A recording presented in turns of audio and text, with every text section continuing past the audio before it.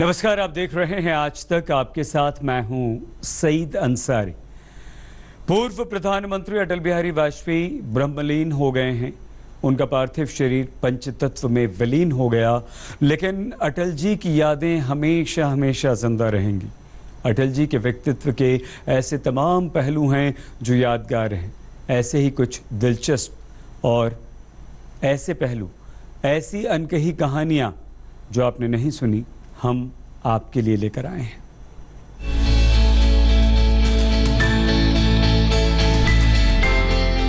पूर्व प्रधानमंत्री अटल बिहारी वाजपेयी ऐसे राजनेता थे जिन्हें उनके पहले के दो प्रधानमंत्री अपना गुरुदेव मानते थे।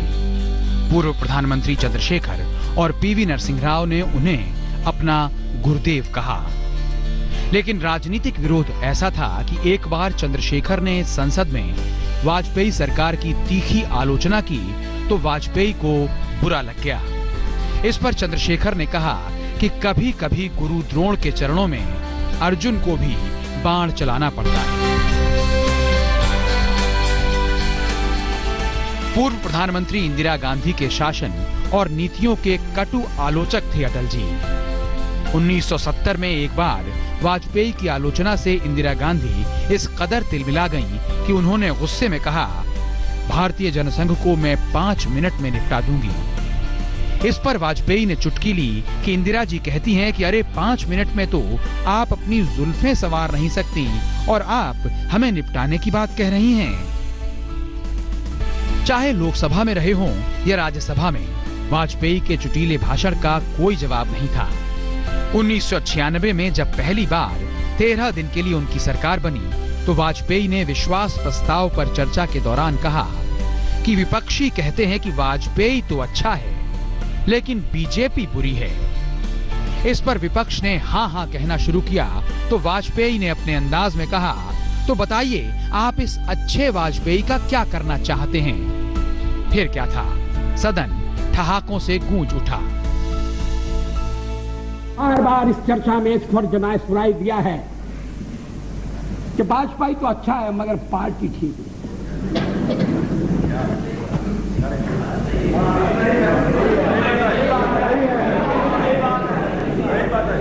अच्छा, तो अच्छे वाजपेयी का आप क्या करने का इरादा रखते हैं?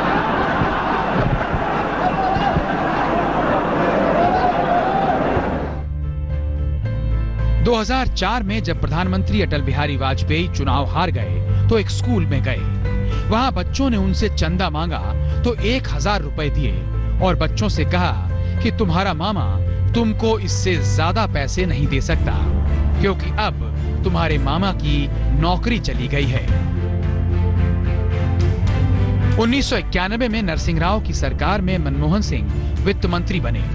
वाजपेयी ने विपक्ष के नेता के रूप में मनमोहन सिंह की आर्थिक नीतियों की ऐसी धज्जियां उड़ाईं कि मर्माहत होकर मनमोहन सिंह राव के पास इस्तीफा लेकर पहुंच गए। इस पर राव ने वाजपेयी को फोन करके बताया कि आपकी आलोचना से दुखी होकर मनमोहन इस्तीफा देना चाहते हैं। इस पर वाजपेयी ने मनमोहन को अपने घर बुलाया और कहा कि राजनीतिक बातों को ऐसे दिल से न लगाया करें। वैसे ही 2006 में बीजेपी ने तत्कालीन लोकसभा स्पीकर सोमनाथ चटर्जी पर भेदभाव का आरोप लगाते हुए एक तीखा पत्र लिखा। इसमें वाजपेयी समेत बीजेपी के तमाम बड़े नेताओं के दस्तखत थे। सोमनाथ चटर्जी इस पत्र को लेकर जितने आहत नहीं थे, उससे अधिक मर्माहत वो इस बात को लेकर थे कि अटल बिहारी वाजपेयी के भी दस्तखत इस पत्र में हैं। उन्होंने वाजपेयी को फोन करके कहा कि अगर आपको लगता है कि मैं भेदभाव करता हूं, तो मैं आज ही अपने पद से इस्तीफा दे देता हूं। इस पर वाजपेयी ने कहा कि कॉमरेड, पार्टी की लिखी चिट्ठी पर अगर दस्तखत नहीं करता तो ये पार्टी के अनुशासन के अनुरूप नहीं होता, लेकिन व्यक्तिगत तौर पर मैं ये मानता हूं कि आप बतौर अध्यक्ष भेदभाव नहीं करते हैं। इस पर सोमनाथ दा ने वाजपेयी से पूछा कि अगर आप दस्तखत नहीं करते तो अनुशासन कैसे टूटता। तो वाजपेयी ने अपने चुटीले अंदाज में जवाब दिया कि अगर ऐसा है तो आप अपने पार्टी वालों को भोज दीजिए और बतौर बीजेपी नेता मुझे बुलाकर देख लीजिए, फिर आप बीजेपी के लिए एक एसेट बन जाएंगे। बस फिर क्या था, दोनों खिलखिलाकर हंस पड़े और सोमनाथ दा की नाराजगी भी दूर हो गई। 70 के दशक में दिल्ली नगर निगम के उपचुनाव थे। आडवाणी और अटल जी ने जनसंघ के सैकड़ों कार्यकर्ताओं के साथ मिलकर इन चुनावों में बहुत मेहनत की थी। फिर भी पार्टी बुरी तरह हारी। नतीजे आए तो हताश स्वर में आडवाणी ने अटल जी से कहा, अब क्या करना चाहिए? अटल जी ने तपाक से जवाब दिया, चलो कोई सिनेमा देखने चलते हैं। फिर दोनों ने पहाड़गंज के इंपीरियल थिएटर में राज कपूर की फिल्म फिर सुबह होगी देखी। एक बार संसद में भाषण के दौरान लोक जनशक्ति पार्टी के अध्यक्ष रामविलास पासवान ने कहा, बीजेपी बहुत राम की बातें करती है, लेकिन उनमें कोई राम नहीं है। मेरे तो नाम में ही राम है। अटल जी भला क्यों चुप रहते? अपने ही अंदाज में मुस्कुराते हुए बोले, पासवान जी, हराम में भी राम होता है। इस पर पूरी संसद ठहाकों से गूंज उठी। प्रधानमंत्री रहते वाजपेयी एक बार तब के पाकिस्तानी प्रधानमंत्री नवाज शरीफ से बात कर रहे थे। नवाज शरीफ ने सीमा पर तनाव को लेकर कहा कि ताली एक हाथ से नहीं बजती।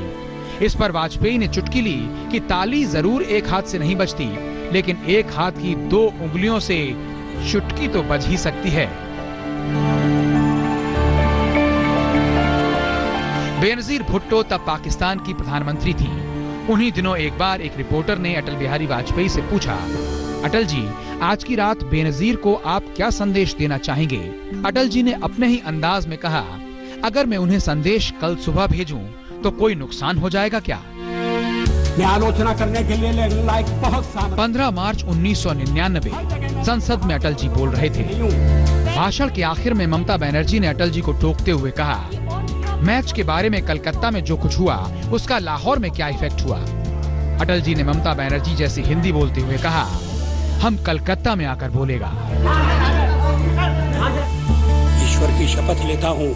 संसद में वाजपेयी देश की आर्थिक स्थिति के बारे में बोल रहे थे। तभी कांग्रेस सांसद माधवराव सिंधिया ने कहा, अध्यक्ष महोदय, यदि आप अनुमति दें तो मैं कुछ कहना चाहता हूँ।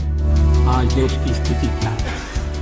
अटल जी ने कहा, अध्यक्ष महोदय, एक ग्वालियर वाला दूसरे ग्वालियर वाले के साथ ऐसा नहीं कर सकता। इस पर मुलायम सिंह यादव ने कहा, आप बटेश्वर के हैं या ग्वालियर के? पहले ये साफ कीजिए। इस पर वाजपेयी मुस्कुराते हुए बोले, हम तो लखनऊ के हैं।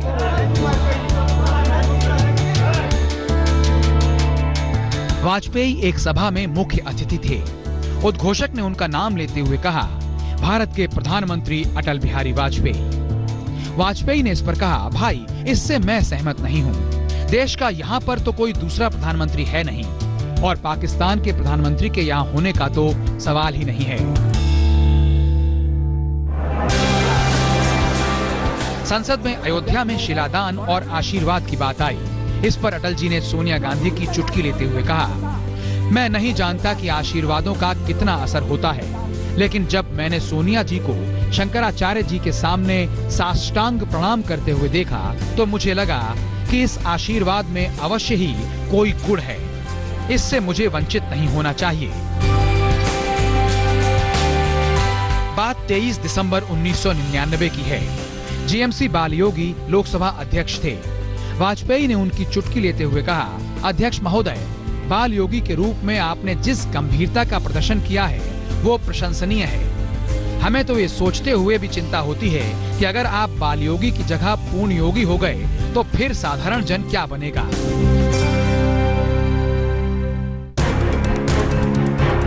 एक महिला पत्रकार ने जब अटल जी से पूछा कि आपने शादी क्यों नहीं की, अटल जी ने चुटकी लेते हुए कहा, आदर्श पत्नी की खोज में। महिला पत्रकार ने चौंक कर पूछा, तो क्या ऐसी कोई नहीं मिली? अटल जी ने उदास स्वर में कहा, मिली तो थी, पर उसे भी आदर्श पति की ही तलाश थी।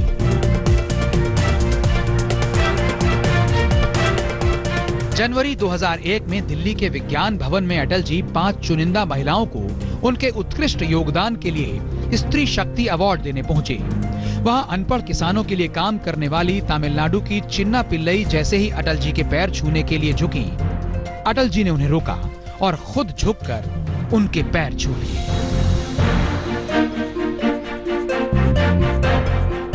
1977 में जब सत्ता परिवर्तन हुआ और केंद्र में जनता पार्टी की सरकार बनी तो वाजपेयी विदेश मंत्री बने। जब वो अपने दफ्तर पहुंचे तो सामने दीवार पर लगी पहले प्रधानमंत्री जवाहरलाल नेहरू की तस्वीर गायब थी। वाजपेयी को उस तस्वीर के बारे में पता था, लेकिन अधिकारियों को लगा कि हुकूमत बदली है तो नेहरू की तस्वीर क्यों रखें। तब वाजपेयी ने दोबारा नेहरू की तस्वीर को वहीं लगवाया। 1991 के लोकसभा चुनावों में अटल जी लखनऊ से उम्मीदवार थे। उत्तर प्रदेश के विधानसभा चुनाव भी साथ ही होने थे। अटल जी के प्रतिद्वंद्वी मान रहे थे कि अटल जी की जीत निश्चित थी, इसीलिए अन्य पार्टियों के विधानसभा वाले उम्मीदवार मतदाताओं से आग्रह कर रहे थे कि आप लोकसभा का वोट अटल जी को भले ही दें, लेकिन विधानसभा का वोट हमें देना। अटल जी ने जब ये सुना तो एक आम सभा में बोले, अगर आप ऊपर का कुर्ता बीजेपी को देंगे और नीचे की धोती किसी और को तो मेरी क्या दशा होगी। फिर क्या था, बाजी ही पलट गई। यूपी में बीजेपी की पहली बहुमत की सरकार का रास्ता साफ हो गया। एक बार संसद में विपक्ष के आरोपों और तीखी आलोचनाओं से खिन्न होकर वाजपेयी ने कहा कि कई बार वो राजनीति को छोड़ देना चाहते हैं। इस पर विपक्ष के सांसदों ने कहा कि तो फिर छोड़ क्यों नहीं देते। तो वाजपेयी तपाक से बोले, लेकिन क्या करूं, ये राजनीति जो मुझे नहीं छोड़ती। संकटों के निराकरण में हमने उस समय एक बार संसद में अटल जी बोल रहे थे तो कांग्रेस के सुरेश कलमाडी शोर मचा रहे थे। इस पर अटल जी ने समझाया कि पहली बार जब हम सदन में चुनकर आए तो हम सिर्फ 2 थे। इतना सुनते ही कलमाडी बोले, आएगा वो दिन फिर आएगा। तब अटल जी ने कहा, आएगा तो हम सामना करेंगे, पर आज तो हम इतनी बड़ी संख्या में बैठे हैं कि आपके साथ तो कोई तुलना ही नहीं हो सकती। हम विजयी हुए हैं, फिर भी हम में विनम्रता है। पराजय पर तो आत्ममंथन होना चाहिए। कभी हम सदन में 2 रह गए थे, पहली बार चुने गए तब 4 थे। आएगा तब हम उसका सामना करेंगे। आज तो हम इतनी बड़ी संख्या में बैठे हैं कि आपके साथ कोई तुलना नहीं हो सकती। थोड़ी हम विजयी हुए, हमें विनम्रता है, पराजय में तो आत्ममंथन होना चाहिए। 1998-99 के बीच 13 महीने वाली वाजपेयी सरकार को जयललिता भी समर्थन दे रही थी, लेकिन दोनों के बीच तनातनी भी चल रही थी। एक बड़े पत्रकार को वाजपेयी ने मिलने के लिए बुलाया। जब वो पहुंचे तो वाजपेयी को बेहद गंभीर मुद्रा में देखा तो इसका कारण पूछा। अटल जी ने कहा कि आपके बाद जयललिता मिलने आने वाली है। वाजपेयी सरकार के दौरान उनके मंत्रिमंडल में शामिल रहे राजनाथ सिंह का पैर टूट गया था। वाजपेयी जी लखनऊ के एक अस्पताल में उनका हालचाल लेने पहुंचे। वाजपेयी जी ने चुटकी ली कि आपने कहां अपनी टांग अड़ा दी थी। दोनों नेता ठठाकर हंस पड़े। अटल जी अपने पीछे एक ऐसी समृद्ध विरासत छोड़ गए हैं जिसका कोई सानी नहीं। ये विरासत सिर्फ राजनीति की नहीं है, ये विरासत संस्कारों की है, भाषा की शालीनता की है। उस विरासत और ये विरासत उस सांचे की है जिसमें ढलकर कोई अटल जी तो नहीं, कम से कम उनके कद के बराबर खुद को देख जरूर सकता है। मैं जी भर किया मैं मन से मरूं, लौट कर आऊंगा कूच से क्यों डरूं। रास्ता रोक कर खड़ी हो गई, ये लगा जिंदगी से बड़ी हो गई। मौत जिंदगी से बड़ी कैसे होती?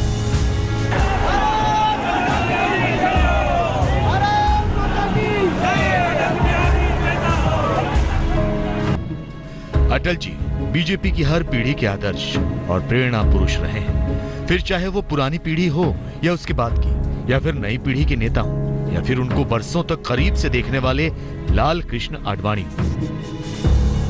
उनको कोई सुनता है, उनकी कोई बात पढ़ता है। हम कविताएं पढ़ रहे थे, देशभक्ति टपकती है, प्रामाणिकता टपकती है। हर एक जो सुनता है, पढ़ता है, उनके साथ संपर्क में आता है, वो प्रेरित होता है, उत्साह प्राप्त करता है। लेकिन मैं आपको फ्रैंकली बताऊं, मैंने कईयों को बताया कि भाई मैंने जब पहली बार उनके साथ साथ दौरा किया राजस्थान में और उनके व्याख्यान सुने, तो उन व्याख्यानों ने आप सबको जैसे देते हैं, प्रेरणा देते हैं, मार्गदर्शन देते हैं, उत्साह देते हैं, ये तो मुझे भी प्राप्त हुआ। लेकिन मुझे एक एडिशनल उसका असर हुआ कि मेरे मन में एक कॉम्प्लेक्स पैदा हुआ कि सार्वजनिक जीवन में, राजनीति में अगर बोलने की क्षमता ऐसी होनी जरूरी है तो मैं तो इसके लिए उपयुक्त बिल्कुल नहीं हूं। यह कॉम्प्लेक्स ऐसा डेवलप हुआ जिसके कारण काफी समय तक मैं रेजिस्ट करता था। वो कभी भी मुझे कहते थे अब आपको यह काम संभालना है। जब आडवाणी ये कहते हैं तो उनके बाद की पीढ़ी के लिए तो अटल जी को देखना और सुनना उस क्लास के बराबर होता था कि एक नेता को कैसा होना चाहिए। 2010 में बीजेपी के तत्कालीन अध्यक्ष नितिन गडकरी ने यह किस्सा सुनाया था। मेरी माँ जब जनसंघ का काम करती थी तो बहुत बचपन में कभी कभी उनके साथ मैं कार्यक्रमों में जाता था, और तब अटल जी के भाषण सुनना हमारे लिए एक बहुत गौरव का विषय रहता था। जब मैं 10वीं में पढ़ रहा था तो साइकिल चलाता था। एक बार सभा को जाना था, साइकिल पंक्चर हो गई, पर सभा में जल्दी पहुंचना था तो हमने पंक्चर सुधारने के लिए रुके नहीं। पंक्चर जो था वैसी गाड़ी चलाते हुए मैं 3 किलोमीटर आगे गया, क्योंकि मन में यह भावना थी कि 1 मिनट और 1 शब्द के अटल जी का हमारे से मिस हो गया तो कैसे होगा। अटल जी हमारे जीवन के प्रेरणा स्रोत हैं। ये अटल जी का संकल्प ही था, ये उनकी ही ओजस्वी वाणी का चमत्कार था जिसने उनकी पार्टी को लोकसभा की 2 सीटों से सत्ता के शिखर तक पहुंचाया। जब जनसंघ से 1980 में बीजेपी बनी तो पहले अध्यक्ष अटल जी ही बनाए गए थे, लेकिन उससे पहले अटल जी को जनसंघ का अध्यक्ष बनाया गया था। वो बीजेपी के नंबर 1 नेता उसी वक्त बन चुके थे। वो जब दीनदयाल जी नहीं रहे हमारे पास तो अध्यक्ष अटल जी बने पार्टी के, भारतीय जनसंघ के, और ये 68 की बात है।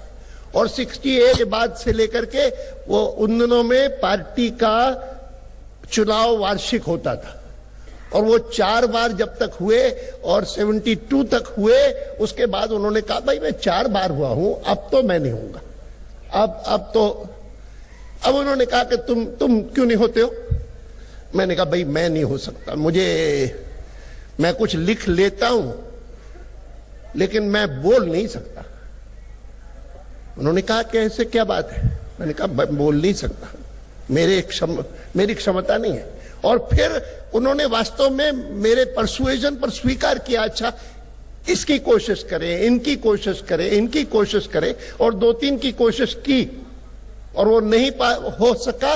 उसके बाद मुझे मजबूरन स्वीकार करना पड़ा। लेकिन मुझे ये इतना तीव्र कॉम्प्लेक्स पैदा हुआ क्योंकि वो अद्भुत थे। जब बोलते थे तो he was outstanding. Bharatiya Janata party ने विचारों के क्षेत्र में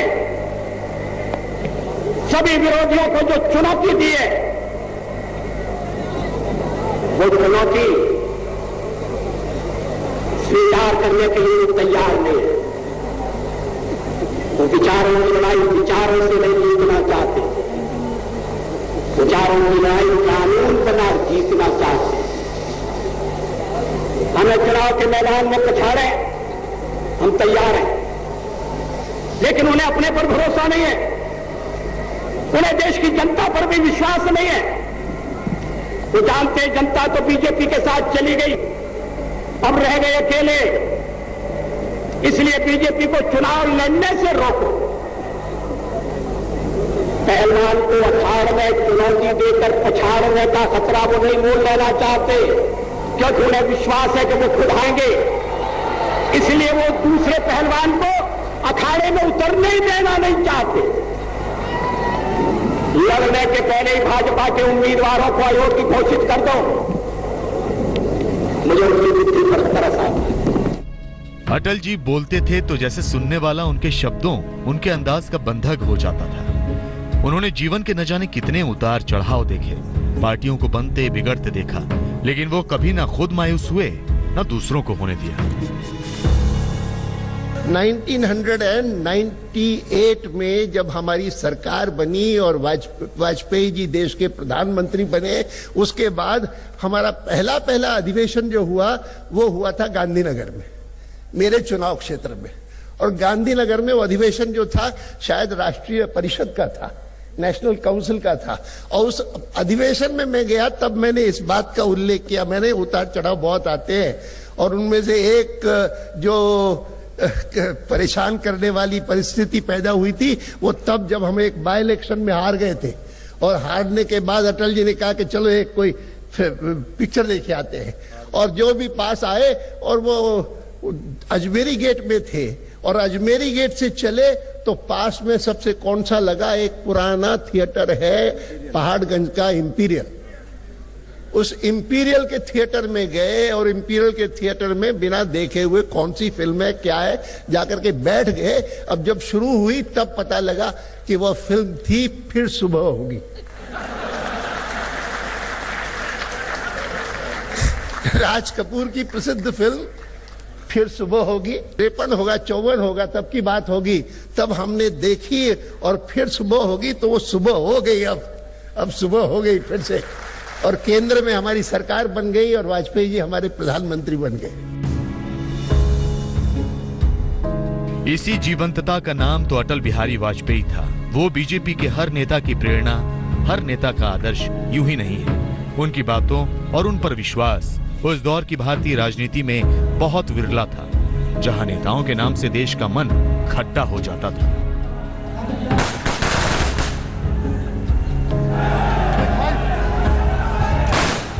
आज तक ब्यूरो। और आइए अब हम आपको 2001 की एक अनसुनी कहानी दिखाते सुनाते हैं, जब अटल जी देश की राजनीति के एक बड़े नाम शरद पवार के जन्मदिन पर मुंबई गए थे। क्या हुआ था तब?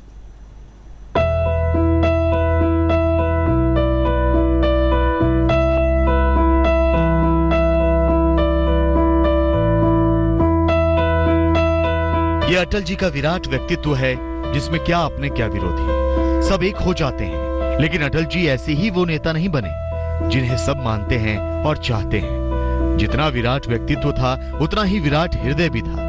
ये 2001 का किस्सा है, जब वो प्रधानमंत्री थे। जब चंद्रशेखर जी ने कुछ दिन पहले मुझसे कहा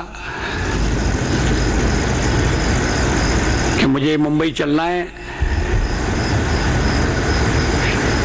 श्री शरद चंद्र पवार की 61वीं वर्षगांठ की सभा में भाग लेना है, मैंने तत्काल मान लिया।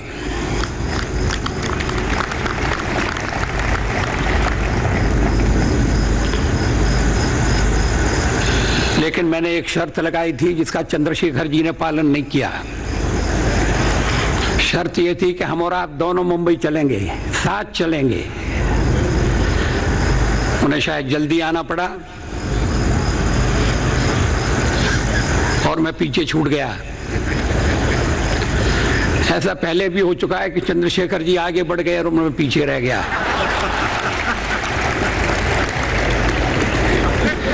लेकिन मैंने उनका पीछा नहीं छोड़ा। अटल जी मुंबई में शरद पवार के 61वें जन्मदिन पर सिर्फ एक बुलावे पर पहुंच गए थे। बुलावा भी शरद पवार के कहने पर पूर्व प्रधानमंत्री चंद्रशेखर ने दिया था। तीनों के राजनीतिक विचार भी अलग अलग थे। हमारे मित्र ने, पटेल ने कहा कि आप ही कहिए प्रधानमंत्री जी से शरद के जन्मदिन में आने के लिए। पर अटल जी, मैं आपका आभारी हूं, आपने एक क्षण भी नहीं लगाया, स्वीकृति दी। अटल जी और शरद से मेरे संबंध बहुत पुराने हैं। अकेले में हम लोग तीनों एक मत के हैं, बाहर से दोनों लोग कभी कभी अलग हो जाते हैं। इसी बात को लेकर मंच पर जब अटल जी आए तो अपने अंदाज में सबको हंसा दिया। वो बड़ी बात भी कह गए जो उनको कचोटती थी कि राजनीति में इतनी कटुता क्यों आ गई है, जिसे वो उस वक्त के राजनीतिक विरोधियों में देख रहे थे। चंद्रशेखर जी कह रहे थे कि तीनों में कुछ अंदर ही अंदर बातें होती हैं। मैं सोच रहा था कि कौन सी बातें अंदर होती हैं और कौन सी बाहर होती हैं। सच्चाई तो ये कि बात भी नहीं होती। अब वो दिन आने वाला है जब देश के राजनीतिक नेता एक दूसरे से बात करने में कतराने लगेंगे, क्योंकि राजनीतिक कटुता इतनी बढ़ जाएगी। अटल जी ने जो कहा था वो एक एक बात सच हो रही है। आज की राजनीति में विरोधी नेता तो एक दूसरे पर हमले का मौका नहीं छोड़ते। बात सिर्फ मतभेद और विरोध तक ही नहीं है, लेकिन अटल जी ने जो राजनीति जीवन भर की उसमें मतभेद तो हो सकते थे, कटुता की कोई जगह नहीं थी। राजनीतिक नेता मतभेदों से ग्रस्त होते हैं, प्रतिस्पर्धा होती है, कुछ मात्रा में स्वाभाविक है, कुछ मात्रा में आवश्यक भी है। हमारा लोकतंत्र बहुदलीय लोकतंत्र है।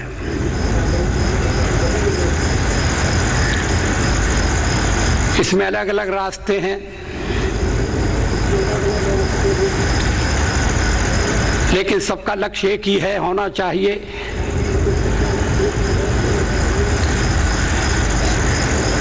राष्ट्र की सर्वांगीण उन्नति। अटल जी ने जब सत्ता में रहते ये सब देखा तो इसे देखना, सुनना और सहन करना आसान नहीं था, क्योंकि विरोध करने के लिए विरोध करना और कटुता के स्तर तक करना ये अटल जी ने तब भी नहीं किया जब वो बरसों तक विपक्ष में थे। इसीलिए अटल बिहारी वाजपेयी सबके लिए अटल जी ही थे।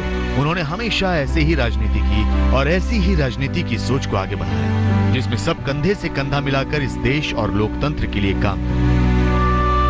एक साथ 13 दलों को साथ लेकर पहली बार 5 साल गैर कांग्रेसी सरकार चलाना और बड़े बड़े फैसले कर लेना, ये अटल जी जैसा नेता ही कर सकता था। आज तक ब्यूरो।